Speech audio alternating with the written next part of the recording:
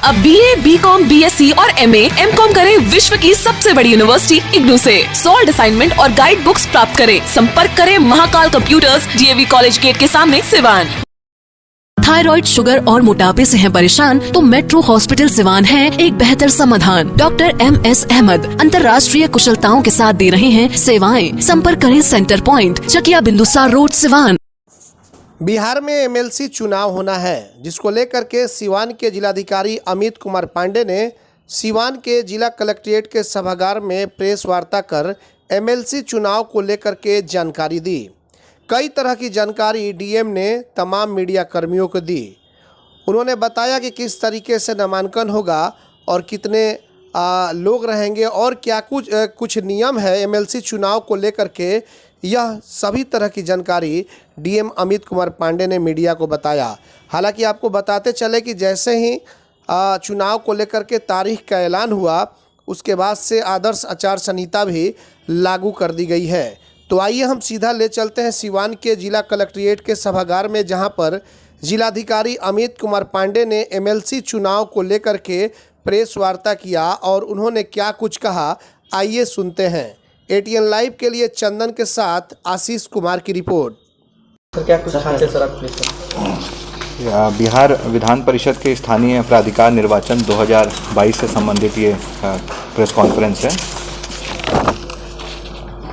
इसमें जो अधिसूचना जारी होगी जिला प्रशासन की तरफ से, वो 9 मार्च जो बुधवार है उस दिन जारी होगी। नॉमिनेशन का काम 16 मार्च 2022 तक चलेगा, जो बुधवार है। संवीक्षा की तिथि 17 मार्च, अभ्यर्थिता वापस लेने की अंतिम तिथि 21 मार्च 2022 रहेगी। मतदान की तिथि 4 अप्रैल 2022 सुबह 8 बजे से लेकर शाम को 4 बजे तक रहेगी और मतगणना की तिथि 7 अप्रैल 2022 रहेगी। और मतदान प्रक्रिया समाप्ति की तिथि की घोषणा जो कमीशन द्वारा किया गया है वो 11 अप्रैल 2022 को है।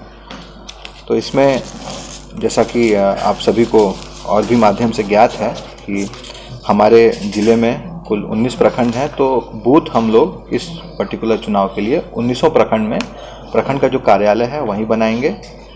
स्ट्रांग रूम और काउंटिंग कहाँ होगी इसकी सूचना हम लोग अलग से आपको प्रेस नोट के माध्यम से दिलवा देंगे।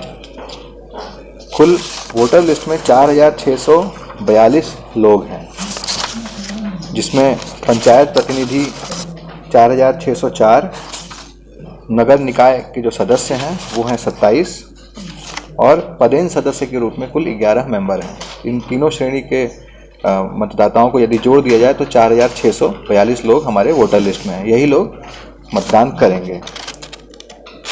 2 तारीख को ही प्रेस नोट जारी हुआ था, तो उसी दिन से आचार संहिता लागू है। आचार संहिता में क्या क्या चीज़ें कवर होती हैं वो आप सभी को भली भांति पता है, जैसे सभी चुनाव में होता है।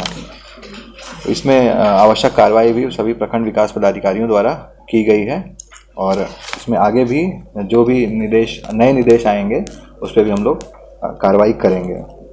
नाम निर्देशन कहाँ पे होगा, रिटर्निंग ऑफिसर के रूप में मैं ही प्राधिकृत हूँ, तो मेरा कार्यालय ही इसमें नाम निर्देशन के लिए हम लोगों ने सेलेक्ट किया है। और चूँकि नाम निर्देशन आपका नोटिफिकेशन के साथ स्टार्ट हो जाता है, तो 9 तारीख से ही स्टार्ट हो जाएगा ये। और आगे की जो भी सुविधाएं हैं, जैसे हम लोग पूर्व के चुनाव में देते रहे हैं कि पर्ची कहाँ से कटेगी, नाम निर्देशन पत्र कहाँ से मिलेंगे, वो वैसा ही रहेगा जैसे पूर्व की भांति रहा है। उसका भी हम लोग अलग से डिटेलिंग, जिससे कि कोई भी पॉलिटिकल पार्टी को कोई असुविधा ना हो, सभी तरह की जानकारी हम लोग प्रेस नोट के माध्यम से हम लोग 1 से 2 दिन के अंदर उसको रिलीज़ कर देंगे। तो किसी प्रकार की कोई इन्फॉर्मेशन गैप नहीं रहेगा लोगों में। और हम लोग बिल्कुल कोषांग के माध्यम से कई कोषांग हम लोगों ने गठित किए हैं, उसकी मीटिंग भी हम लोग बराबर अब करना स्टार्ट करेंगे और उसके माध्यम से हम लोग इस चुनाव को भी सफलतापूर्वक ससमय करा लेंगे। सर, प्रत्याशी लोग के साथ कोई मजिस्ट्रेट या कैमरामैन भी रहेगा जिससे उनकी देख रेख साथ ढूंढने के लिए कोई अगर कुछ गड़बड़ी पाई जाती है कहाँ पे? तो प्रत्याशी उनके साथ कोई फोटोग्राफर भी सरकारी रहेगा ढूंढने के लिए? नहीं, हम लोग देखिए उसमें प्रत्याशी जैसे कोई नॉमिनेशन फाइल करता है, सभी चुनाव में जैसे जो प्रक्रिया है वो मोटा मोटी प्रक्रिया वही है। अब लोग अपना प्रचार प्रसार करते हैं, वो अपना करेंगे।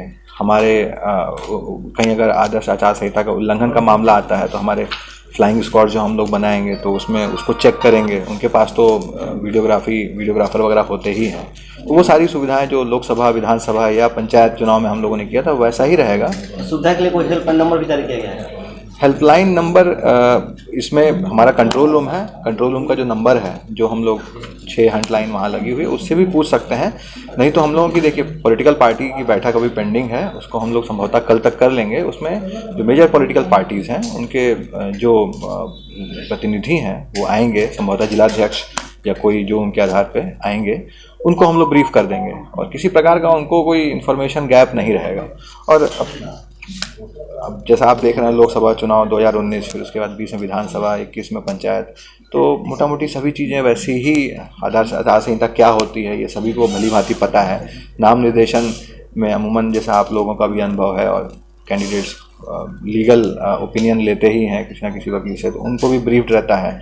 हम लोग अपने माध्यम से भी सारी सूचनाएं, जैसे हम लोगों के पास भी बहुत नई सूचनाएं आती हैं, कमीशन के नए आदेश आते हैं, उसको हम लोग प्रेस नोट के माध्यम से ससमय दे देंगे। और किसी भी व्यक्ति को, किसी भी कैंडिडेट को अगर कोई दिक्कत है तो सीधा रिटर्निंग ऑफिसर से आके मिल सकता है और कोई भी जानकारी स्पष्ट रूप से, कहीं अगर उसको कोई कन्फ्यूजन है किसी बात को लेके कि गाइडलाइन ये कहता है लेकिन किसी तरह का भ्रम फैलाया जा रहा है, तो सीधा आके हमसे कांटेक्ट करके उस इन्फॉर्मेशन को सही रूप से ले सकता है। Thank you sir. सदर चुनाव में काफ़ी पैसे का खेल चलता है, इस तरह कोई सूचना या इस तरह का कुछ आने पर क्या कार्रवाई? देखिए उसमें जो भी आदर्श आचार संहिता के उल्लंघन के मामले होंगे उसको कड़ाई से हम लोग डील करेंगे। किसी भी माध्यम से अगर ऐसी सूचना प्राप्त होती है कि आचार संहिता के उल्लंघन का मामला है तो उस पर हम लोग उस पर कड़ी कार्रवाई भी करेंगे। नगर पंचायत, नगर परिषद में जो बैनर सब लगे हुए हैं, जैसे किसी वार्ड कमिश्नर का, पार्षद का, ये सब अभी रहेंगे या वो सब हटा दिए जाएंगे? आदर्श आचार संहिता में जो पॉलिटिकल पार्टीज, जैसे आप देखिए कोई भी कैंडिडेट है, जैसे विधानसभा में कैसे होता है, कोई व्यक्ति लगता है कि इस पार्टी का है और उसका पोस्टर बैनर लगा हुआ है तो उसको हम लोग हटा देते हैं। अब जैसे वार्ड मेंबर है, सपोज जैसे आपने ये बात कही किसी वार्ड मेंबर का कोई पोस्टर लगा हुआ है, तो वार्ड मेंबर जनरली एक वोटर होते हैं, वो लोग चुनाव में खड़े नहीं हो रहे हैं, वो खाली वोट करते हैं।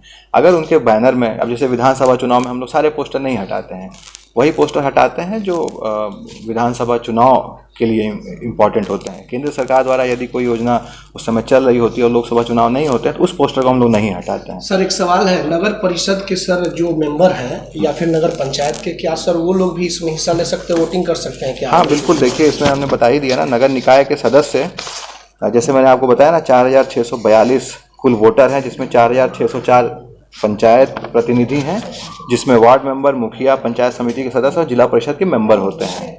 इसके अलावा नगर निकाय के सदस्य हैं आपका 2 नगर निकाय, मैरवा और महाराजगंज के 13 और 14, मतलब 27 मेंबर ये हैं। नगर परिषद सिवान का उसमें इंक्लूडेड नहीं है, क्योंकि जैसा आपको पता है उसका क्षेत्र विस्तार हो गया और नोटिफिकेशन से वो 6 महीने वाली जो अवधि में उसको नगर परिषद शहरी क्षेत्र के लोग नहीं कर पाएंगे, वंचित रहेंगे, उनके वार्ड मेंबर नहीं करेंगे हमारे नोटिफिकेशन के हिसाब से।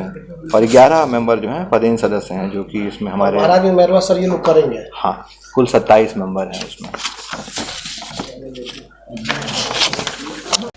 सिवान का सबसे विश्वसनीय भारत स्टोर, दरबार market, main road, Siwan. Bharat store में मिलेंगे Realme, iPhone, OnePlus, Oppo, Vivo, Samsung के साथ और भी कई कंपनियों के मोबाइल। 0% फाइनेंस की भी सुविधा। आज ही चले और अपना मनचाहा हैंडसेट ले। भारत स्टोर, दरबार market, main road, Siwan. Mobile number 9709945529 8789312।